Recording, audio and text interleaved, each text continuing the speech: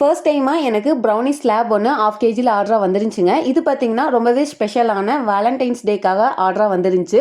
So February 14க்கு முன்னாடி ஒரு 2 days before ஒரு அண்ணா ஒருத்தவங்க கால் பண்ணியிருந்தாங்க. இந்த மாதிரி எனக்கு ½ கேஜியில் ப்ரௌனி வேணுங்க, கட் பண்ணி வேண்டாங்க, ஆனால் நாங்கள் கட் பண்ணுற மாதிரியான ஒரு செட்டப்பில் வேணும். நான் ஒரு சில வேர்டிங்ஸ் மட்டும் தரேன், அதை நீங்கள் அந்த கேக்கில் எழுதி கொடுத்தீங்கன்னா போதுமானது. கொஞ்சம் டெக்கரேஷன் மட்டும் நல்லா பண்ணி கொடுத்துருங்க அப்படிங்கிற மாதிரி சொல்லியிருந்தாங்க. இந்த ப்ரௌனியை டெலிவரி எடுக்கிறதுக்கு முன்னாடி தான் எனக்கு தெரியுங்க, ஆல்ரெடி எங்கிட்ட ப்ரௌனி ஒரு பொண்ணு வாங்கியிருந்தாங்க. நம்ம சேனல் பார்த்து தான் அவங்க வந்திருந்தாங்க. அவங்க வந்து ஒர்க் பண்ணுறது சென்னை, பட் அவங்களோட சொந்த ஊர் பார்த்தீங்கன்னா நான் இருக்கக்கூடிய கோயம்புத்தூர் தான். என்னோட ஏரியாக்காரவங்க தான் அவங்க. சார் அவங்களோட ஹஸ்பண்ட் தான் இவங்கங்கிறத இவங்க பேசினதுக்கப்புறம் தான் நான் அதை புரிஞ்சுக்கிட்டேங்க. சரி, ஓகே, ஹஸ்பண்ட் வந்து ஒய்ஃபை வந்து சர்ப்ரைஸ் பண்ணுறதுக்காக சூப்பராக ஆர்டர் பண்ணியிருக்காங்களே அப்படின்னு நான் நினச்சிட்டு இருந்தேங்க. கடைசி மினிட்ல தான் எனக்கு தெரிஞ்சுது. அந்த பொண்ணு எனக்கு கால் பண்ணி சொன்னாங்க, அக்கா டெலிவரி எடுக்கிறக்கு ஆள் இல்லை, ரேப்பிடோ போடுங்க, நான் எடுத்துக்கிறேன்னு. அந்த பொண்ணு சொன்ன ஒரே வார்த்தையிலே நான் பயங்கர ஷாக்குங்க.